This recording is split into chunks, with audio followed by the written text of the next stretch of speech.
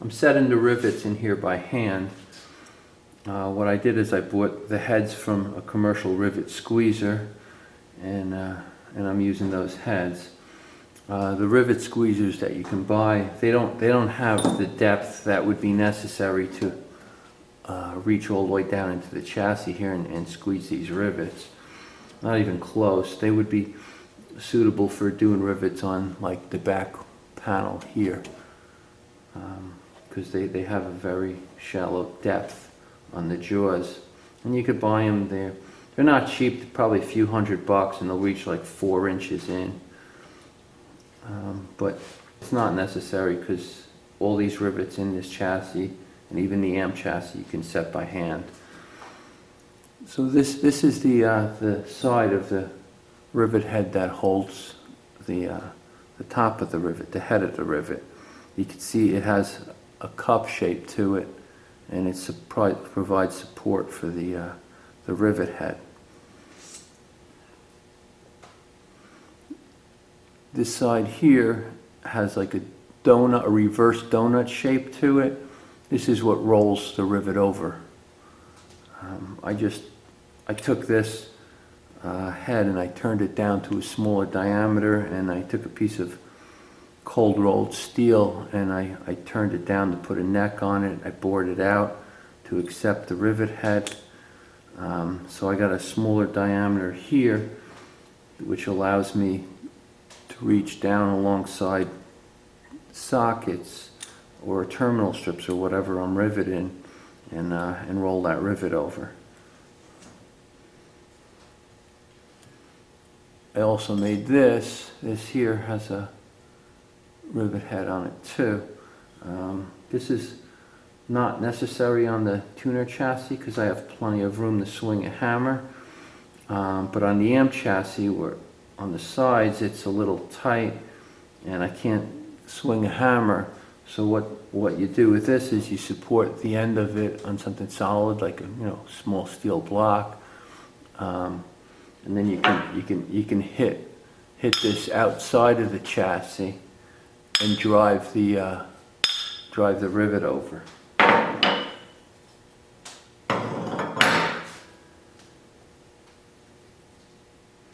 And I'll show you how this works in a minute. The side of the rivet set that supports the head goes in my steel bench here. I stick a rivet in it, and I could just slide the chassis over and get it through the hole. And then my socket goes on. This has a ground connection here, a ground lug coming off of it. So I've already done it, but you want to wire brush the whole socket down really good. Anywhere where there's a mechanical connection, you want to make sure the surfaces are very clean. And it's getting some cake preservative on it. This is actually goes by a different name now. This is their older name for it.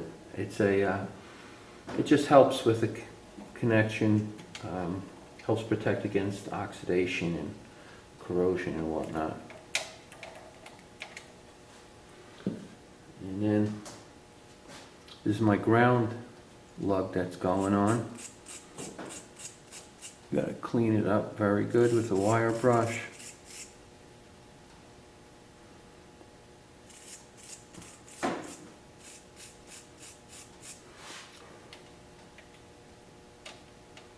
That goes on the rivet. And then my stainless steel washer goes on. Put a little preservative on there.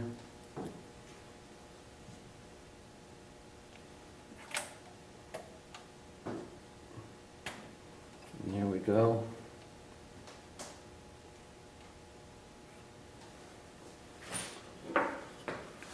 Take the rivet set,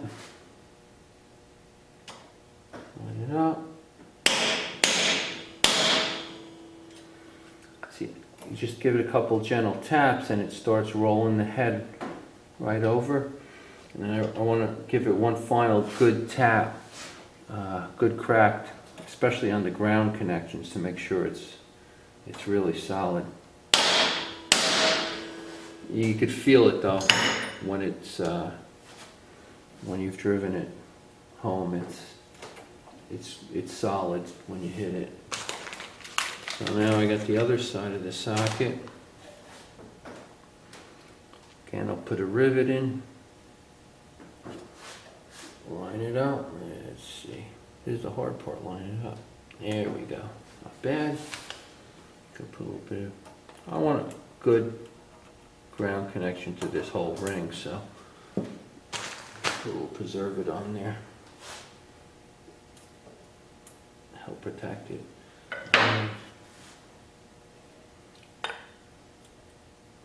And then the same thing here.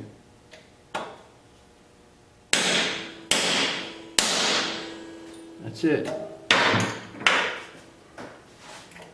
Got my ground lug here. Socket's in, it's solid. The heads are perfectly rolled over. And I'm off to the last one.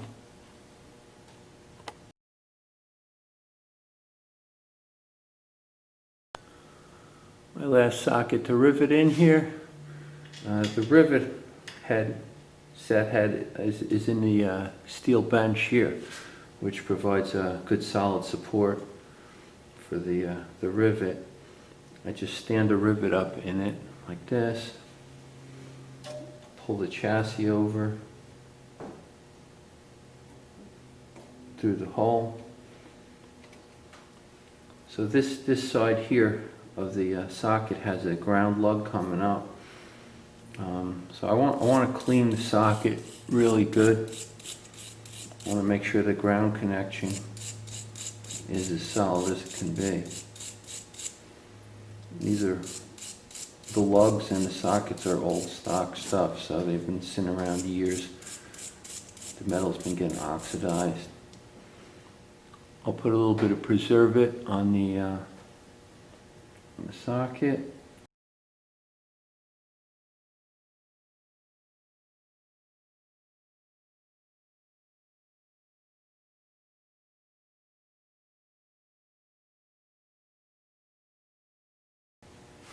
So I got my lug. I bent it to shape so it stands straight up, because it's going to get soldered to the lug on the socket there. These got to clean very good. Wire brush everything down.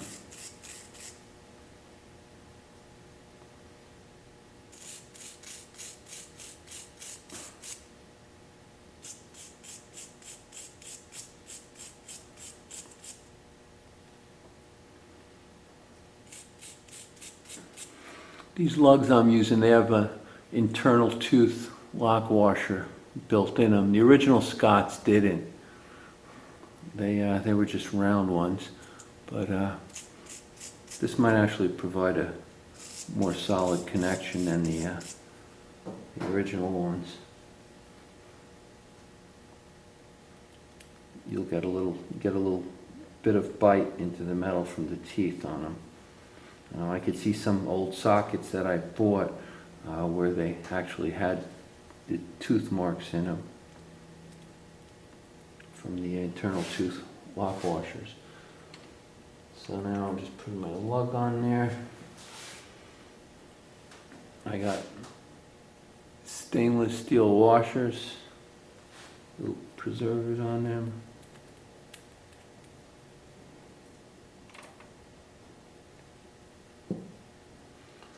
Now I'm ready to set the rivet.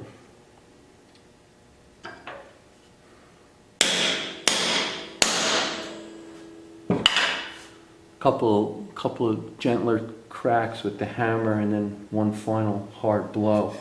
And you could really feel the last blow, how solid it becomes. Yeah, and then you know it's set, it's tight. So to do the other side of the socket. This is the hard part, sometimes lining them up. There we go. That. washer on it.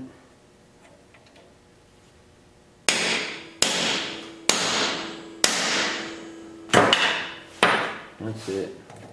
It's solid. It's as good as the factory.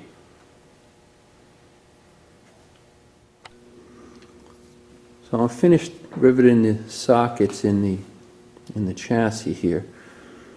I have some terminal strips that are riveted in, but I have to go back and finish doing the terminal strips. And there are a few riveted ground connections. You can see, like, there's a riveted one I put in here. These were originally screwed, so they're screwed again.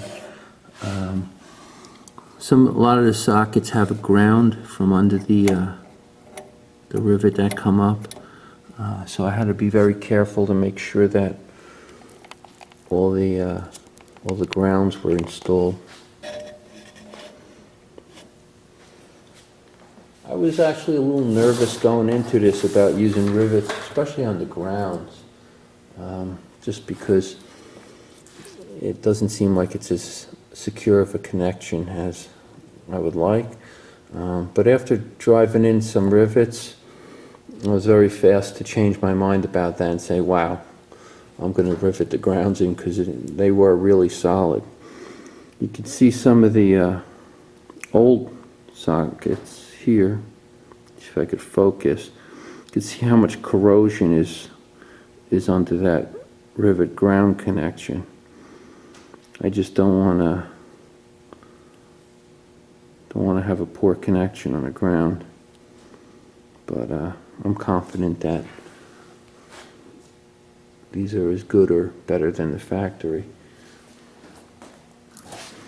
Curious thing is that all the sockets here, even with or without the grounds, none of them have the internal tooth washer on them.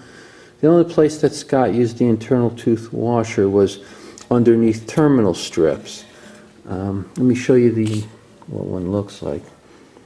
This is an internal tooth washer, and they're lock washers is what they are.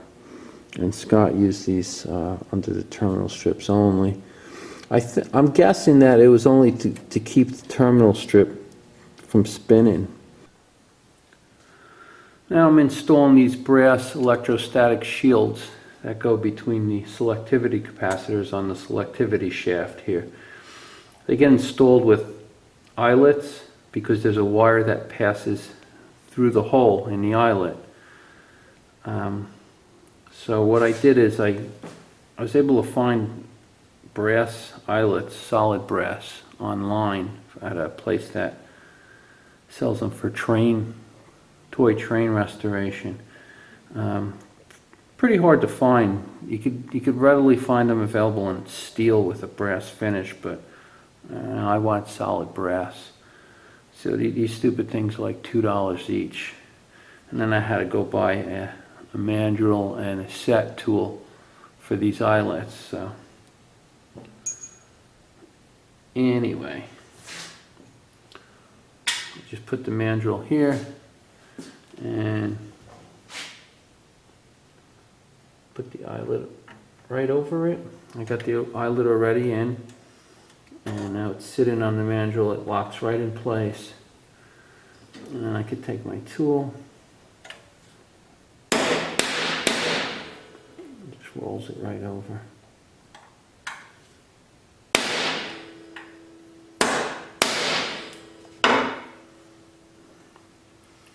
And that's it. If you can see it good, but it's nice, rounded over. You can see them up top. Problem is this thing's so damn shiny, it's hard to see. So right here, you got the brass eyelets, the 3 of them I've done so far. I got one more to do here.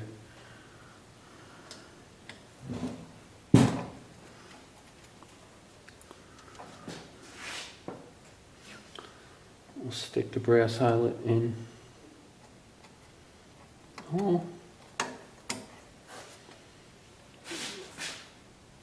Align the eyelet on the mandrel down there. Make sure it's on properly.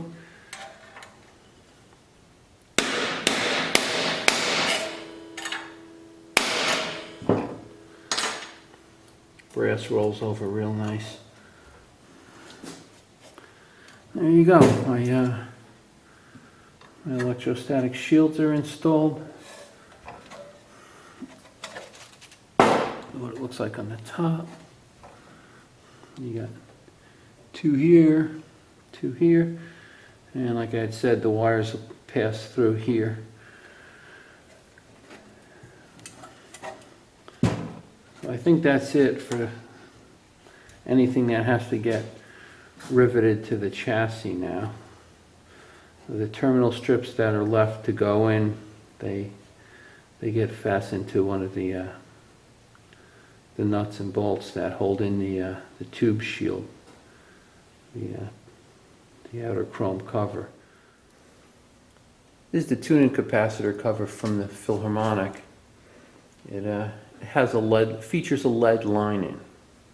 It was riveted in originally. When I had this rechromed, I obviously took it out, and I have to rivet it in again. So you can see this side here has 6 rivets. I already put them in. This side here, I already put the 3 top ones in. Now I'm going to do the bottom ones. I figured this would be a good place to demonstrate the use of this rivet set here. What I have to do is I have to prop the end up on a block, just a scrap piece of steel, and I can reach into the box and I can hammer it out here and set the rivet. And it works very, very nicely, as I'm going to demonstrate in a minute. And then on here I have these little clamps here that they get riveted on, 6 of them. They get riveted onto the box, so you can screw it down to the main chassis. Alright, so let me get a rivet set in the holder there, and alongside, so I could just use the awl here to get the lead in alignment.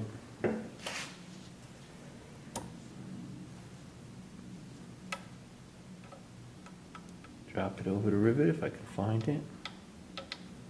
Of course it'd be easier if I bend down, but I don't want to get my head in the way of the camera. There we go.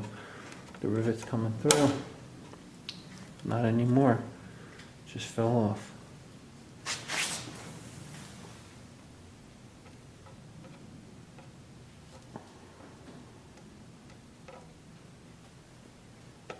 There we go.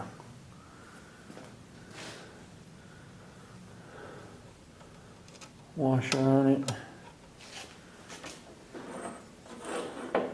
And then I could set this tool. It's nice, you could feel it, it solidly locks onto the hollow end of the rivet. You could really feel when it's in place. Just quick blow.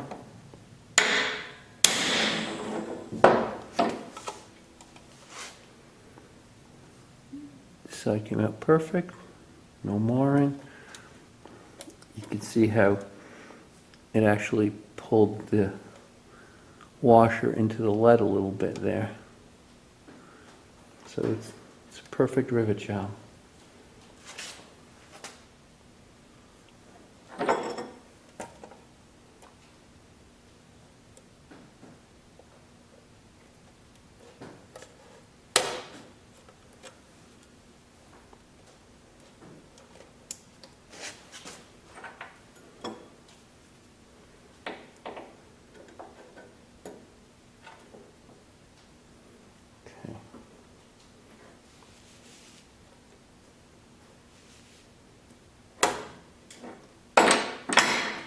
Of course, it's a pain in the ass.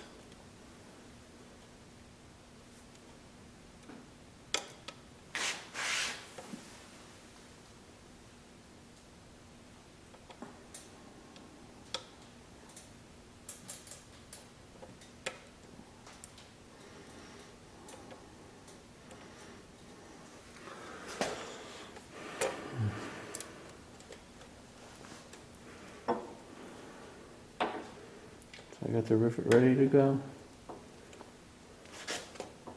Put the rivet set on it. One good blow.